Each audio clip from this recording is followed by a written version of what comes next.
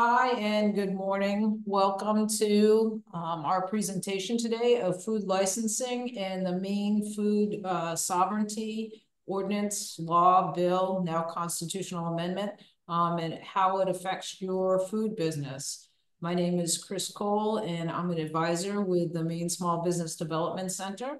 I've actually been with the Maine SBDC for 4 years now. Prior to that, I was a food producer. It was my very first job.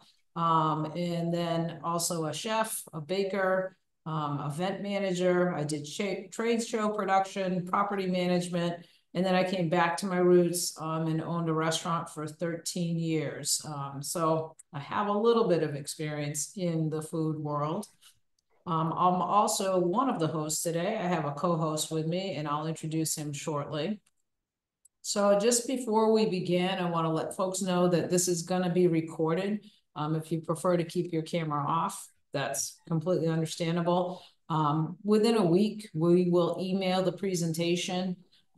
Please keep yourselves on mute and also put anything in the chat, any questions that you have. And speaking of that, just kind of get an idea of where folks are from today, what your business might be, your business name, if you want to share that, or if you're not in business, kind of what you're thinking about doing. And the Maine SBDC, we're part of a national organization called America's SBDCs. We provide no-cost confidential business advising. Everything from starting your business, if you need HR help or marketing, finance, we help folks, be able to get loans, right down to when it's time to sell and make that transition out of your business.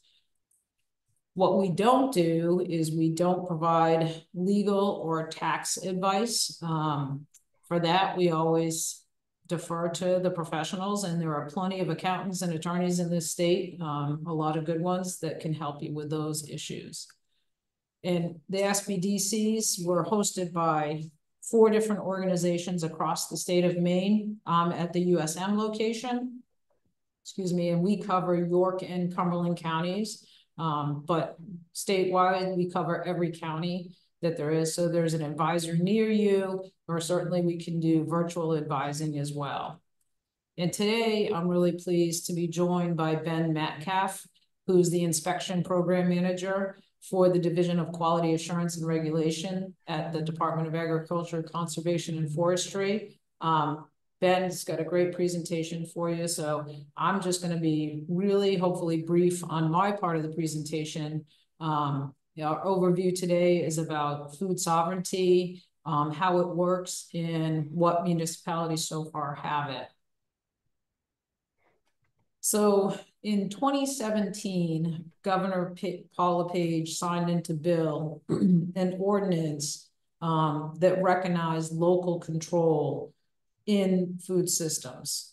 But this whole thing really began in 2011. And what happened then, Maine passed a bill that basically worded, the bill was to oppose any federal statute that attempts to threaten our basic human right to save seed and grow, process, consume, and exchange food and farm products. And this really was brought on by local farmers, food producers, and people within communities that wanted to be able to protect their right to grow and exchange food. A local grassroots organization was formed out of that called Local Food Rules. And that organization is still in existence, and it helps municipalities pass their own food ordinances. So local control, what that basically means is that a food system within a municipality that supports food production and exchanges. So food, you can grow and create items out of your food. You don't even have to grow it. You can purchase food and create items out of it. And you can exchange that, whether it's exchange like a trade exchange or sell it within your community. And it allows the local government to self-regulate that food production. Then in 2021, Maine made this a constitutional amendment. Maine was the first and is still the only state in the nation that recognizes food as an explicit right. So we have the right to food. And people probably think that, you know, that's pretty obvious, right? We should all have the right to food. But that's not the case throughout the world, actually. And I think this really came about because there are corporations that will find, you know, indigenous plants and try to patent them or claim rights on them or claim rights on seeds. So this is, you know, kind of a big deal going forward. Every state does have some type of food sovereignty, but Maine's the only one that's put it into their constitution. And here is a link to the food sovereignty map. Right now, there are 97 municipalities, and that continues to grow. Here are some resources about if you're in a town and you don't have a food sovereignty ordinance. This is just kind of a step-by-step how to do it. Also includes some templates. Again, you're going to get these slides, so those are clickable links that you can use. But if you are going to produce food at home, I really highly recommend taking at least some food safety classes. Now, the Maine Cooperative Extension, they do offer courses. Many of these are really low fee. Some are no cost to you. So you can click on the link to the Cooperative Extension and see what courses are listed beyond these. But most definitely, I would take a food safety course. And when I was producing, we were required to take a food safety course initially. So who needs to comply with regular? You know, you have the idea that you can produce yourself and, you know, you can can jams and jellies and sell them and things like that. But the people that really need to comply with this, you know, with regular regulations are those that are intending to wholesale, and also if you are going to do retail distribution outside of the state of Maine, you need to comply with all state and federal regulations when it comes to that. In summary about the food ordinance, you know, the people that are allowed to do that, you can sell directly to consumers, prepared goods, even seafood. And you can also, this is new as of October, retail outside of your local municipality. So apparently you can retail anywhere within the state. What you are required for a license is, again, if you're going to do wholesale production, also any meat or poultry, and there is no double dipping. So that means, excuse me, that you can't be licensed kitchen and then also try to apply the food sovereignty ordinance for your kitchen. And with that, I'm going to go ahead and turn this over to Ben. Alrighty. So with that, so I'm Ben Metcalf. I'm the inspection program manager here at the Department of Ag. And with that, we handle all the licensing for all the food processors and predominantly the home processors here within the state. The only thing we don't license for food production would be the restaurants, bars and or food trucks and trailers, and those are handled by the Department of Health. And we basically handle everything else. So with that, I can start a presentation, and it's not letting me share my screen. Here we go.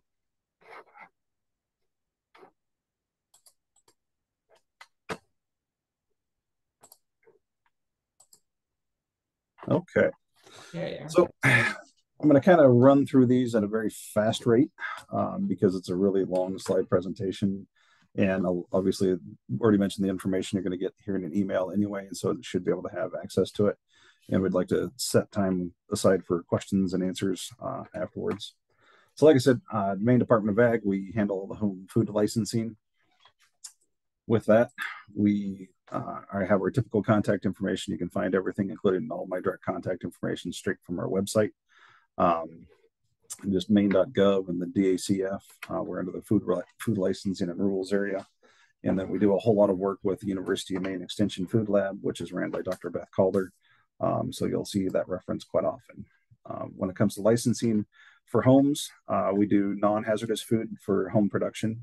So that'd be baked goods, your jams, jellies, cookies, pies, fruit pies, stuff along those lines. Acidified foods, so think like pickles, um, some repackaging of foods, chocolates, confections, herbs, candies, stuff along those lines. And for a home food license, it doesn't have to be a separate kitchen itself. It can be just the regular kitchen that you do use, but it has to be that non-hazardous type food products. And then also we have for the we don't have food trucks or trailers, but we do have the mobile vending, so mobile sales of prepackaged products. So you can sell them away from your home to farmers markets, craft shows, food shows. You could have a mobile cart, stuff along those lines. Again, we have our contact information. This is our main line. Basically, we always have somebody here to answer the phone, and if they're on the line, we'll generally return a phone call as soon as possible. But again, all of our contact information is right there on the website. So for getting a food license, it's kind of a two-step process. We have our license, our application, and then along with that, we have to, with the vast majority of our licensees, we're a rural state, so we have septic and water rules. If you live in a municipality and have municipal water and sewer, it makes your application run by much swifter because that's already taken care of by your municipality. But if you're out in the country, basically we just need a well test and we need septic approval from your local plumbing inspector. So with the water test, that's going to be done for just the potability, i.e. make sure it's safe. We're looking for coliform bacteria and nitrates.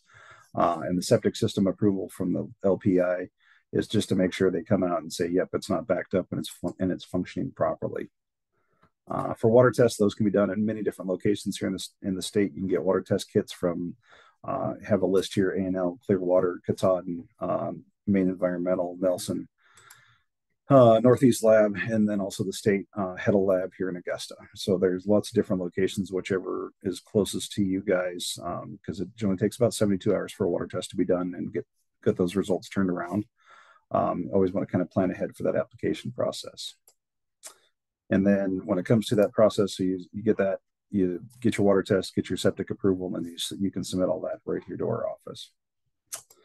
From there, if you have different stuff like pickles, relishes, sauces, or salsas, then we ship those. We send you off to Dr. Calder there at the university.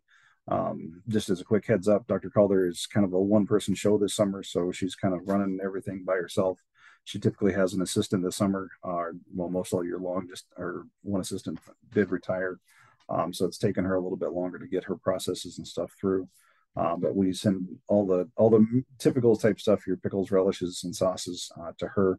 And the really specific type other specific foods, we kind of head those over to, suggest to go to Cornell. But Dr. Calder can handle a whole lot of stuff. The same thing with the jams and the jellies. Typically, she doesn't require a full process review on those. If it's just an acidified jam or a regular fruit jam, she can look at the recipes and stuff and kind of make a good determination. But again, we send all that to her and point you in her direction, and then she can answer those questions extremely well. So once that process is approved, unfortunately, I think she's working on about a six-week turnaround. So you can get licensed before that process is approved, most certainly. But obviously, we just kind of have it in a chronological order: get your water, get your sewer, get your process approval for your canned type foods, and then you send that. Get all that stuff, and then you send it here to Augusta. We can receive it a couple different ways. We do a lot of stuff, regular old snail mail. Also, if you can have all the documents electronically, you can email those in, and we can charge a credit card for that. For requirements, a lot of this stuff is also on our website, but we need a minimum of a 2-compartment sink, or at least a single sink and a dishwasher. And have to have at least 110-degree hot water. And then that's just to allow for cleaning and sanitizing of your dishes and equipment. Smooth, easily cleanable surfaces, much the same as we don't have a requirement. It doesn't have to be stainless steel. Formica countertops. A good man-made stone, granite woodwork. Something that's at least a sealed surface does work really, really well. For bakeries and stuff like that, butcher block is allowed as well. But typically anything outside of the baked goods really don't like to see the butcher block. But if that's what you've got, as long as it's in good condition and it's good, easily cleanable, we can work with that. The same thing with the cabinets and shelving and everything else. just need to have a space to, basically just store your chemicals away from everything, preferably below and away, and make sure your ingredients are just protected from any sort of contamination. Obviously, whether it's chemical, dogs, cats, kids, cows inside the kitchen as well, or, also really don't want any insects or pests or rodents. Kind of just covered that. So when it comes to our ingredients, we want to, much the same as our other places, we want to keep all our cold foods cold. So at or below 41 degrees Fahrenheit in your refrigerator. 38 is perfect because it allows allows for the refrigerator to function and fluctuate. But we do look for at least 38 or at least 41 degrees or below. And we'd ask they also have a thermometer inside the refrigerator so you can check it from time to time to make sure it's working properly. The ingredients don't have to be stored separately away from your home ingredients, but they do have to come from an approved source. So it's got to come from somebody who's been licensed and or inspected. So your local retail stores and distributors, local produce is fine, local dairies are fine, local eggs are fine. But basically, approved source just means it's been licensed or inspected, or they're allowed to sell that without having it. What wouldn't be approved would be like an ingredient from a technical food sov, because that wouldn't be an approved source. But a local egg and stuff would be perfectly fine for that. Utensils and equipment just need to be smooth, easily cleanable. We don't like to see we don't want to see any rust or pitting. Stuff along those lines, just really good condition. Even if you have cutting boards and stuff that are pretty gouged and stuff, the nice part about a lot of the equipment in this world is it can be reconditioned with a sander or other equipment, so it can be brought back to life and be easily cleanable as well. And then we go off into, we don't have to separate our utensils and equipment, from your home use for a home license, but we do, and we don't require you to purchase any new equipment unless it's absolutely essential for the food business, or if you don't already automatically have it for what you're trying to make. But some things that you would need to have would be if you're doing pH papers, if you're doing anything with acidified, pH meter, buffer solutions and stuff for acidified foods, obviously thermometers to take temperatures of food products. And then, any sort of notebook to record your processes, to do like batch identification or get your, basically mark down your equilibrium pH and stuff on your acidified foods. And then also just to log any sort of time temperature processes that might be part of it. When processing foods in the kitchen, obviously the kitchen sink is for dishwashing only, the nearest bathroom for obviously hand washing. And then, we want to keep everything good and cleaned and sanitized and keep all dogs, kids, cats, cows, significant others out of the kitchen. The idea is non-essential personnel really shouldn't be in there assisting you if they don't need to be. And then at the end of it, when we're sanitizing, the easiest is just using a bleach solution, 200 parts per million. So we're just using a straight germicidal bleach, not the splashless kind, not any scented kind, because when those actually would dry, they still leave a chemical onto the sanitized surface. So just regular old germicidal bleach, a tablespoon per gallon of water. If it splashes on your clothing, it's not gonna bleach it out. But if you leave it on there and submerge it in the water for at least a minute of contact time, you're going to knock that down to that 99.999% effective, and we'll have a clean, sanitized surface. And then obviously it's always good to have the test papers for those. You can get those pretty much off of Amazon. A lot of distributors and stuff have those. You can go straight online and find it pretty quick and easy. They generally work on like a purple scale, and you want to be in that 100 or 200 parts per million is perfect. Keep all the workspaces, free and clear of non-processing items. Again, keep the pets out. We realize it's a home kitchen, but we really don't want the dogs running in or cats jumping on the counter when we're making foods. And then when it comes to the biggest question we get a lot, it'd be labeling of the product. So we've made it, we've cleaned everything up, and so we're starting to package everything. So we need to have the label, the common name of the type of food it is. We need to list all the ingredients from greatest to least. We need to include all the sub-ingredients. If there's any allergens in there, need to have an allergen statement on there. And then also need to have the name and the address of the manufacturer, your name and address of your name or business and where you made it. And then a declaration of weight or volume, what your customers are buying. So that's ingredients, whether, if it's a baked good, maybe your flour is your biggest ingredient, or if you're making other stuff, if you have peanut butter as one of your ingredients, you need to have peanut butter on there, and then you would have the parentheses, you'd have your sub ingredients. what is inside of that peanut butter or shortening or anything along those lines. And that really does help out with the allergen type statements, because if you don't have major allergens in your major food products, there might be major allergens inside the sub ingredients. You just don't know until you actually start listing those out, and that's really, really critical for your customers to know. So just identify them all, get them in the order, and especially with the allergens and any sort of food dyes, if you're putting any of that in, that's our biggest things we need to look at. And when we're talking allergens, we're talking the big, I need to correct that, but it's the big 9. So our wheat, soy, milk, eggs, peanuts, tree nuts, fish, shellfish, and sesame. So sesame it used to be the big 8. Sesame was added last year. So every place you go has to comply with the sesame. If you have sesame anywhere in it, you definitely need to get that declared on there, because that is one of the big 9 allergens we work with.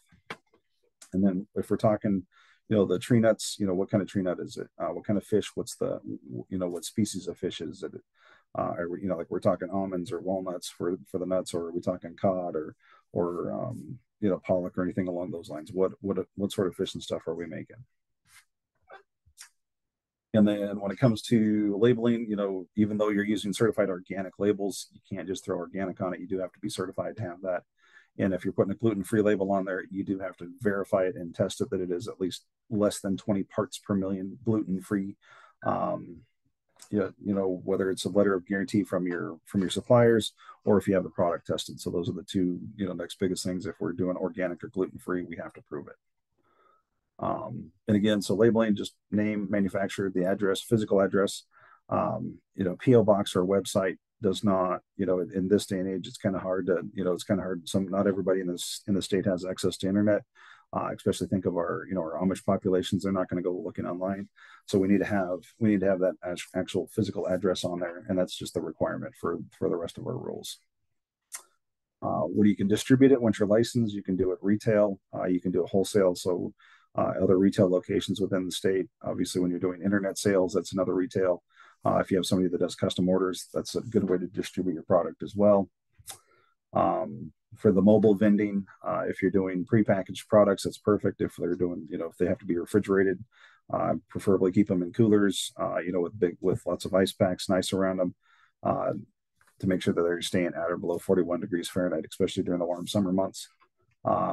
We don't allow a whole lot of unpackaged food products, but if you're talking like in the produce side of things, or some fudges and stuff along those lines where you can do a little bit of minor cutting, we do ask that you have a hand wash station. So we need to have at least 100-degree hot water, or obviously mixed or tempered water, some soap, paper towels to be able to wash those hands. Because obviously when we're handling money and other stuff, our hands get dirty, and we want to make sure that we can keep our hands clean for our customers. Quick, just tempered water into a thermos jug with having a bucket underneath, so we're not splashing everywhere. Some soap and paper towels. It's pretty easy to set up a hand wash station. And then we just, obviously we want to keep our stuff clean. When it comes to sanitizing, obviously we have hand sanitizer everywhere, everywhere nowadays. But just remember, the hand sanitizer works great, but it only sanitizes the surface. It doesn't get the grit and grime out. So it works in conjunction with washing your hands, but not in replace of. And then when it comes to commercial food processing, so if you've got a small home business and your business is outgrowing your home kitchen, then we move into the commercial food processing side. We've got a lot of those places licensed in this state. A lot of really good success stories that the business has grown out of the home kitchen, and then they either convert. Generally, a lot of the time, it's a basement or garage or an outbuilding there on the property into a commercial kitchen. So then we're allowed to do a lot more different foods, but it cannot be in part of the domicile living space. So you can't use the kitchen anymore as part of your typical. It can only be for the commercial food processing. So, and then that can be limited on the different types of foods, but it kind of goes with, once you build that commercial kitchen out, your menu can expand drastically. But it just doesn't have to be separate physically from the actual home. And with that, we're talking a minimum of a 2-bay sink. Most of the time, I highly recommend a 3-bay sink. A lot of folks would try to look at, a lot of folks will, try to save a penny or save a dime and step over a quarter to do it. A 3-bay sink is meant to make life drastically easier. Our rules are a little bit old, so they do allow for a 2-bay. But a 3-bay sink, even if you're looking for a brand new one, it's about $100 more, and it saves you by far more than $100 just in physical labor alone. A separate hand washing sink. So now we're basically bare minimum of 4 basins of a sink. And typically, most of the time, you need to have at least a mop sink too, if you don't have any sort of mop basin. So we're talking typically five different sink basins, for a commercial kitchen, so that we can get it good and clean, especially when we're talking the floors, smooth, easily cleanable floors, walls, ceilings. Painted drywall does fit, that definition. Obviously, we'd highly recommend FRP paneling behind any sort of warewashing areas or where a lot of liquid or water is going to be. And then just adequate cold storage, adequate refrigeration space. When it comes to adequate refrigeration space, if you start looking at commercial refrigeration equipment, it's not cheap at all. And it's quite expensive, but you don't have to buy brand new. You can buy good used equipment for a very good price. And used equipment's built to keep cold foods, it's built to keep cold foods cold. It's built to get hot foods down to being the proper temperature and cold.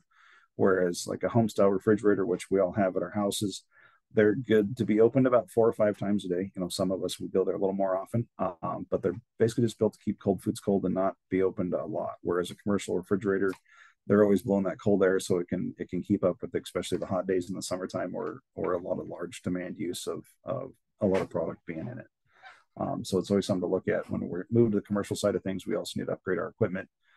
Some things we can use home style equipment for, but we really need to look at that commercial side. It does get expensive, but the amount of equipment that you run through when you become a commercial setting, if you start using home style or try to use home style, you'll be replacing it more often. You'll actually spend more money than you would by buying just good used equipment. And again, all of our same work surfaces have to be, constructed suitably, that's smooth, easily cleanable. It doesn't have to be a stainless steel work surface. It can be, other stuff. We don't want to see it cracked or crazed or pitted or anything along those lines. And when it comes to our warewash sink, it needs to be big enough to put our largest piece of equipment into it, so it can be submerged. So the actual size of it really is dependent on the equipment that you'd like to have. And then again, that would also come with a commercial food license. If you're doing dairy products, if you're making your own dairy products, our sister agency, the dairy program, would handle that. And that's kind of where we're at. So again, you can find all of our stuff at our website, our different licenses and permits, straight off, and basically just look under Department of Ag. They're at maine.gov, and we can kind of go from there. But the biggest thing is, whether you're in a home kitchen or commercial kitchen, always think of the space as a food manufacturing facility, even though you might live there. But when it's under food manufacturing, that's what it is. It's no longer home. So we need to treat it like it's like our customers are number one, and we need to keep it clean and sanitized. So with that, I can move to the question section and kind of ran through that, but we can go from there. That's great, Ben. I see that we do have some questions in the chat. I actually had some of my questions in the chat, so I don't know if you want me to read them to you or if you can read them and then answer them. Whichever. If you want me to, we can just start at the top of the questions. Looks like you had one. So does the address need to be complete with the street address? Yes, it does. So, there might be 15 Deb Smiths in the same town. So we need to have the street address as well as the town on there. So that way your customers can get in contact with you if they have any questions, because realize that if you're selling a product, you might be selling it at the farmer's market, but they might be giving it to a friend or something. And if they've got questions, especially in the allergen type stuff, they need to have a way to get in contact with you. If the inspector did tell you previously that a PO box in town would work, it was allowed previously, for many, many years, but that really just, it doesn't bode well for the fact of for staff to be able to get in, for any customers to be able to catch a hold of you. If you have more contact information like phone number or other availabilities, there's stuff that can work with it, but our actual rules and policies that we have does stay street address and not PO box, because it all goes back to that ability of that customer to get in contact with you, and having an email or a phone number doesn't necessarily work all the time, because not everybody has that capability. And unfortunately, for many years that was the case, and it's kind of we've been trying to right that shift the different direction over the last 3 or 4 years, just because we've had, with any jurisdiction we have, right now we have 10 inspectors across the state, which sounds like a lot. It's really not. They have very, very large areas and a lot of diverse folks that they work with. And there's just trying to move things into a more consistent route. So it's a learning process. But so if you have stuff that's labeled with a PO box in town, then that would just need to be amended when the next time you do printing these sort of labels and put the actual physical address on there. Next one, who certifies gluten-free foods? So if you're doing gluten-free foods, if you're, obviously if you made something straight out of corn, obviously corn doesn't have gluten in it. So if you've got, if you're buying gluten-free ingredients, talk to your supplier or go to their websites and see if they actually have letters of certification that their product is gluten-free. If you have questions about it, you can send it to a lab and they can get it tested. Any one of those labs, Northeast Labs, Katahdin, A&L Lab, I believe, and a couple others here in the state, they can test for that kind of stuff to make sure you're at or below that 20 parts per million. That's actually a federal mandate. That's an FDA thing. That's not us, because it's, we want to be consistent with a lot of things. So really there's nobody that certifies gluten-free foods. You'll see a lot of gluten-free certifications, or there's a lot of other certifications on food products. Understand that those aren't necessarily a federal certification. They're more of a third-party auditor certification. And so that's not, you always want to look for the actual documentation to prove that it is. Third-party auditor stuff does work sometimes, but you really want to cover yourself and make sure you actually have it from the supplier. When it comes to baked goods, are there cream-based frostings or fillings okay? So typically, no. There's several cream-based frostings that are considered shelf-stable. On an average basis, most whoopie pie frostings that are done in this state we consider shelf-stable or okay. If you're doing a straight, cream cheese-based, there's actually a couple of frostings recipes out there that are most cream cheese are not really considered that. There are a couple that are out there that actually have been tested by processing authorities and proven that their water activity is low enough to be shelf stable, but you really have to search for those. And that's your typical frostings, the stuff you're going to put on cakes and whoopie pies and stuff like that are okay. But we really want to try to stay away from that cream based, because it's the higher the amount of dairy product in there, the greater chance you're going to have it's no longer a shelf stable product. So Ben, just to clarify that, when we say typical frostings, if you make a buttercream frosting, yeah, is that considered not shelf stable, or is that okay? Because so like I've heard different things from different inspectors, so I just want to get some clarity that's where, if it's, butter as an ingredient is pretty much shelf stable no matter what. If you're adding more cream cheese and other stuff into it, then that's when we point you in the direction of Dr. Calder and say, can you take a look at this recipe and let me know your thoughts on it? Because there's a lot of things that go into that fact. Obviously butter is basically shelf stable. We refrigerate it here, and we require it to be refrigerated, but it's safe out on the counter. But when you add more stuff to it, it does require that level of testing. So we say, hey, if there's big questions that come up, talk to Dr. Calder. She's great at what she does in testing and be able to answer those questions. Okay. Any recommendations for used equipment sellers around the state? Number one, we don't make recommendations here with the department, because I would be putting one business over another. But a quick cursory Google search, or put in your internet search engine, used commercial refrigeration or commercial kitchen equipment, and then put Maine in there, and you're going to find a lot of different vendors. There's a lot of ones that you're going to find that are very large vendors. You can find some national companies. Some things you might want to buy brand new, but you can buy a lot of stuff used. You just have to go look for it. They're out there. Don't worry. What are the rules for foraged wild edible mushrooms in the state of Maine? Well, the easiest way to put it, you can't sell those in commerce. Unfortunately, a lot of states do have that ability. State of Maine does not. I started researching into it when I started here at the department a little over 2.5 years ago, and basically I'm going to call it the mushroom group, but it's like there's proper name, like the Mycocilium group of Maine, a group of like 3,000 actual people that are, the foragers, the folks that like to go out and forage for the wild mushrooms. They came together, worked with our department, worked with the Department of Health, literally came together, literally wrote a set of rules, regulations, a training program, everything.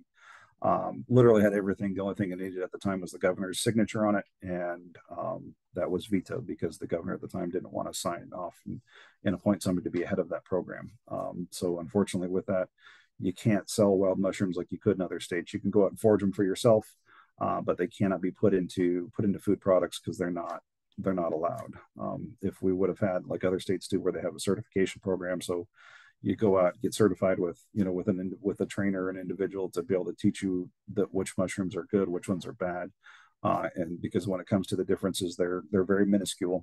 They're very big if you do know what you're looking for, but for the normal layman person, they're pretty minuscule and they could get missed. So unfortunately, you can go out and forage them for yourself, but not they can't just be put in food product. If there's a particular type that you like, if there's many different mushroom growers in the state that grow those types that used to be wild, they just, instead of being wild, they rear them themselves.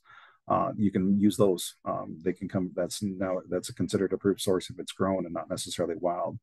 So we can kind of go that route, but you can't go forage it and then put it into a food product and sell it, unfortunately.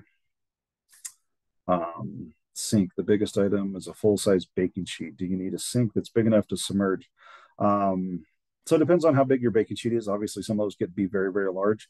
If your sink is big enough that you can submerge half of it, leave it in there for a minute and then turn it around upside down and do the other half, that's perfectly fine. So that's, when it comes to large bakeries, yeah, they have really, really big basins, which basins like 2 foot by 3 foot. You wouldn't necessarily have to have that, but if you can make it so you can at least get half of it in there and then submerge the other half, we can work with that. We're licensed at Home Bakery in Wyndham. Where there's not a food sovereignty ordinance? What are the steps to begin this process? So if if you don't live in a food sov town, then you would talk to your local municipality folks, your town councils, your selectmen, men and women. You go that route because when it comes to the food sovereignty, each town has to enact it on their own, and they have to enact that ordinance. They just have to comply with the requirements that's built into statute. And then anybody in that town, once it's been enacted and approved and signed into, and basically becoming a signed and approved ordinance in the town, then anybody can operate under it. And then the biggest difference. Just to follow up to Maria's question. Also, in one of my slides, it kind of explains that, and there are some templates about like language to write the food ordinance, but really getting people in the community interested in it as well. And then, like Ben said, going to your town council and presenting it. Yep. So using that information is key to it, because when you present that to your town council, they're going to have lots of questions. I know that because they call me and ask me questions. So yeah, the more information you can move forward with it. There's a lot of municipalities in this state that have it. I mean, there's even it's not just rural parts. Bangor is food sov.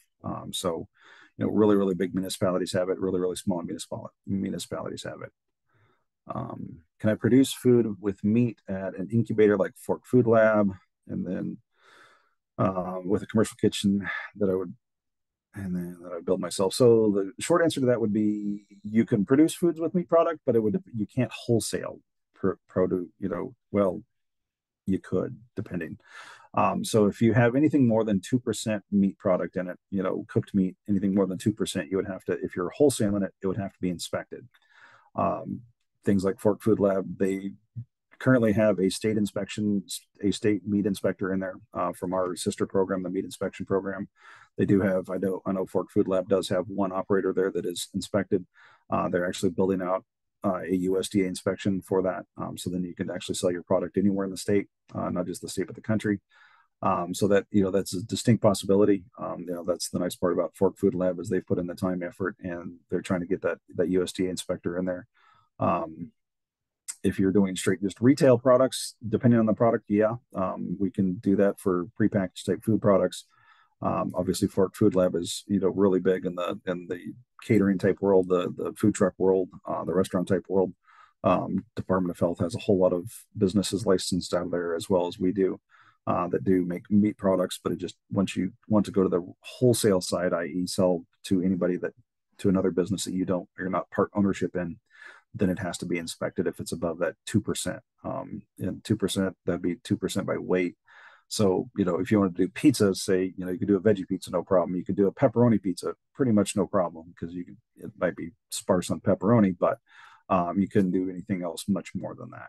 So it's possible, but it really depends on the food you want to make, and we'd want to have a longer discussion with that than what we've got now. But that's why we've got great contact information. Looks like we got a good idea for used equipment there in Winthrop. Speak more to the food saw policy change from October and retailing.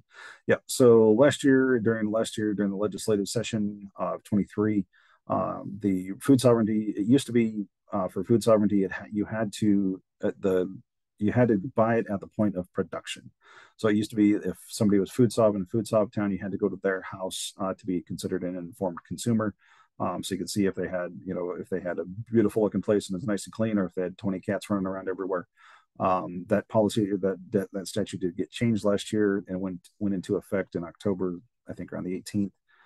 So it took away that point of production sale. So on a theoretical basis, the transaction still is required to go from producer to consumer, but it can happen anywhere in the state of Maine. It opened it up. So theoretically, you could produce in a food soft town and then sell it at a food event in a non-food soft town.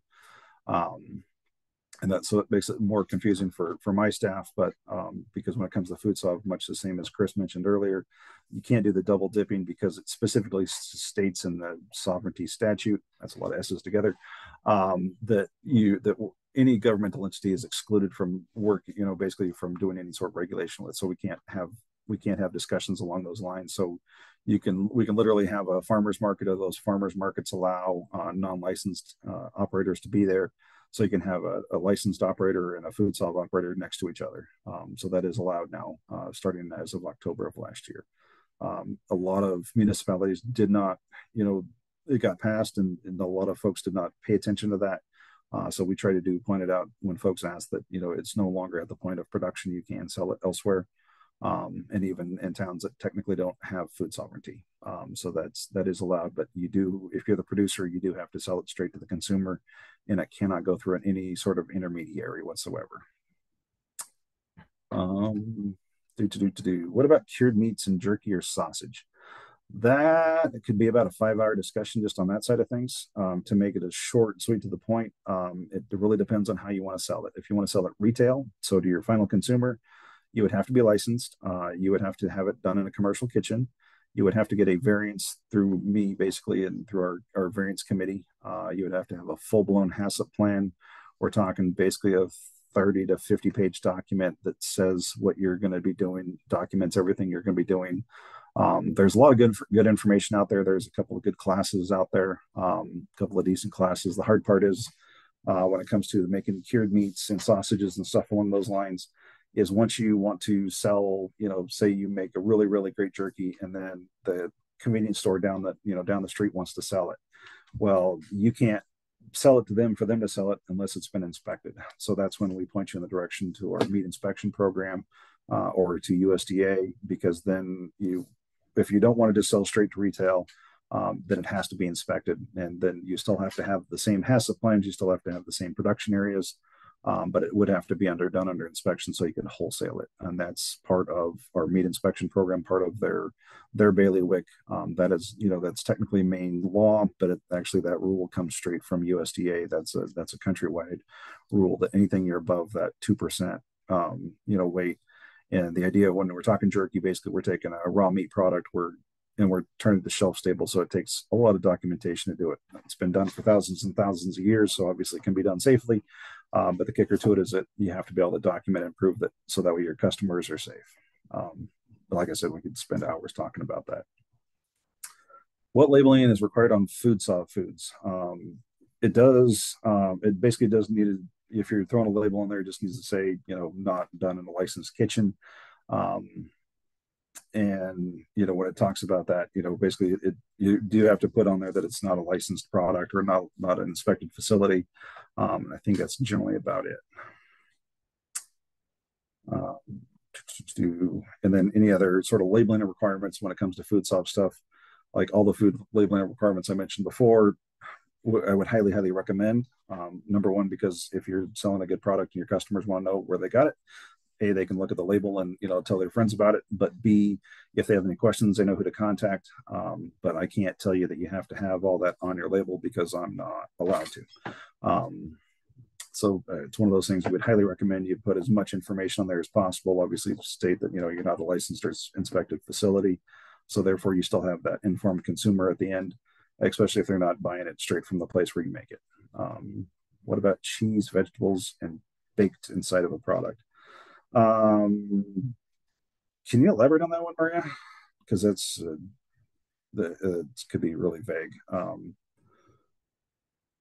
Like if you're making like a quiche or somewhere So along those lines, or what do we? not a quiche with all the egg. I'm thinking more of a bread type product or a pie typed type product that is baked at 400, 425 for half hour or so. So, I mean, if it's a bread, typically like your a lot of your vegetable breads and stuff would fall into that same home category. If it's a more of a liquidous product, if we're putting a lot of vegetables and cheeses and stuff in there, the problem with most vegetables, when you're doing a bread that doesn't have a really high water activity to it and it doesn't have a lot of vegetables, but once you cook a vegetable up, and especially it retains its vegetable form, you basically have two choices to keep it safe. You either got to keep it hot or keep it cold. And then that's what gets us out of that non-hazardous into the hazardous category. Once we have to keep it either hot or cold, that's the delineation. You can dehydrate products. You can do a lot of other things to vegetables and cheeses and make them shelf stable. But if we're baking like a straight pie or a casserole-ish type dish, then that would kind of fall out of that category because it went from it's not the same as like a baked good would be. It might be baked per se, but the actual vegetables itself still hold and retain their liquidity and all the rest of their structure, I guess would be the better way to put it. Yeah. And it's still, once you cook a typical vegetable, it goes from you could ready to eat it straight out of the grocery store. Obviously, maybe definitely want to wash it off first, but it's ready to eat there. Once we cook it, it's still ready to eat. But then after you cook it, you've taken off either the bacteria that were really good or really bad. But now any other sort of potential bacteria on there, we have to keep it hot or cold to keep that from growing on it. So that's what actually turns it from a non-hazardous to a hazardous product. Okay. That's clear as mud, I'm sure. No, that was actually quite clear, unfortunately.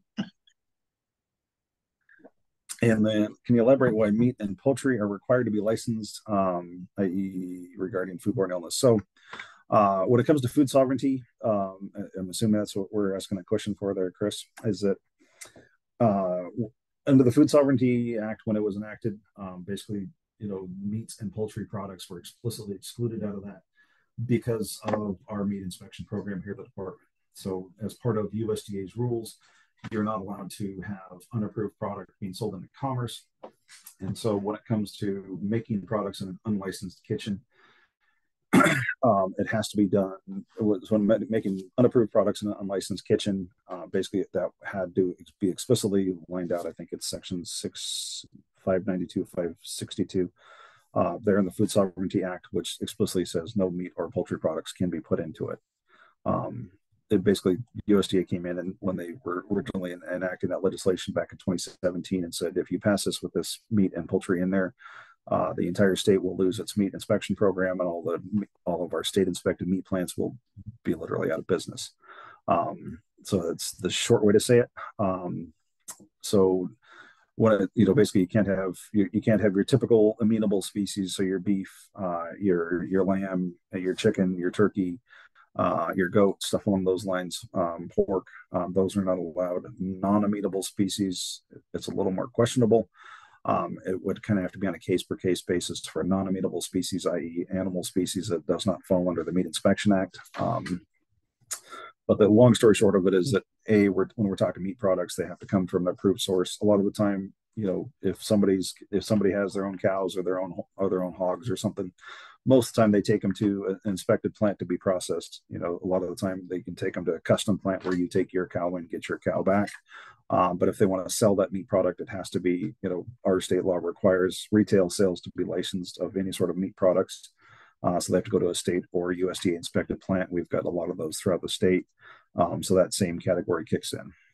And that's part of that same double dipping thing that to sell meat products, you have to be licensed, because we want to make sure that your customers are having a product that's coming from an approved kitchen it's being held in refrigeration at the proper temperatures. And your customers deserve that, because obviously they're paying for a good quality product, and they're generally not paying a cheap price for it. And so that's kind of goes into that customer type thing. But that's required by state statute that all retail meat sales have to be licensed, which also kind of kicks in part of that food sovereignty stuff. The Maine Cheese Guild wishes that it had added the same list. Yeah. I mean, unfortunately, I was not part of the state. I was not in the state when that was all passed. But if you're making a food product and you're doing it under food sovereignty, even if you're doing a license, the key to it is that liability for food production falls on you, the producer. No matter what happens, it's always on whoever produced the food. You don't have to go too far to find stuff when people get sick or ill. And not all the time does it happen. It happens in licensed kitchens. It happens in unlicensed kitchens. But doing things the right way, getting the proper training really do help. Having that license and that certification obviously allows you to distribute products. But when the state passed the sovereignty stuff, that's what was on their list. That's on their list. I can't really address that, but because I wasn't here at the time. Does the town take liability for the food sovereignty makers? You'd have to ask an attorney on that one. I don't know that question. So even when town councils and stuff contact me, I tell them that they need to talk to their attorneys. But it's always good to remember that in today's society, it's very litigious. So always put that in the forefront that nobody goes into the food business thinking they want to get people sick. Nobody wants to do that. But unfortunately, it does happen. Some things can go right, some things can go wrong. I've been a part of many different foodborne illness investigations. Not one of them, they didn't plan on getting somebody sick. I know the restaurants that I've inspected places that have literally, unfortunately, killed people. They didn't do that intentionally, but that's what happened from bad actions. And so nobody goes into food to do that. So the best way to do that is to kind of cover your bases. And when it comes to liability stuff, talk to your attorneys, and they can kind of help you out with that kind of stuff.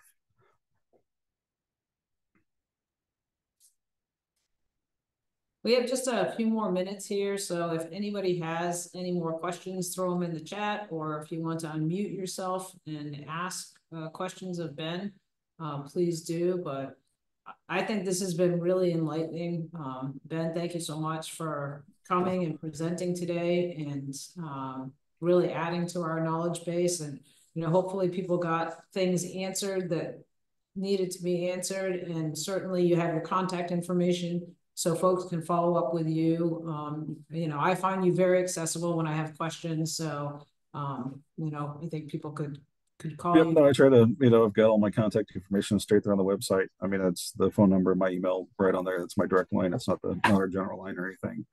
Both myself, our program supervisor, Michelle, we answer, and all of my inspectors, we answer questions all the time.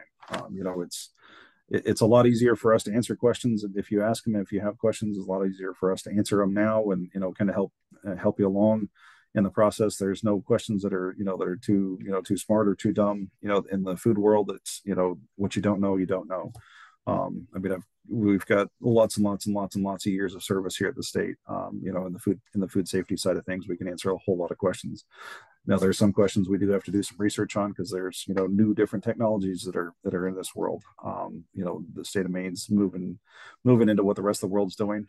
So there's lots of different things that happen. But we have a lot of information, we spend a lot of time to try to make sure we can point you in the right direction with the right stuff.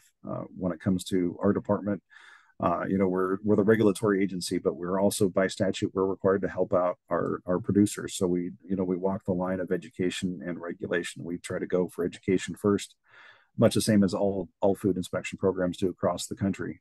If we can educate first, we can regulate second. And there's lots of things that can be done with a lot of food safety knowledge, and we can do really, really good things. So it's always good to be able to ask those questions when you've got them, or as stuff comes online. Sure. And I see one more down in the bottom. It says, what about kettle corn that is cooked outside? Typically kettle corn, that would be, I can't really answer that one because that's going to be a temporary event type thing, and that falls under Department of Health. And I'm generally, when you're talking temporary event type stuff, there's different jurisdictional requirements on it, and I don't know Department of Health requirements. For that, I would point you to talking to Becky Walsh or Lisa Silva. They're basically Lisa's my counterpart over Department of Health. Becky Walsh is their program supervisor. So those two can help answer those questions a lot better than I could.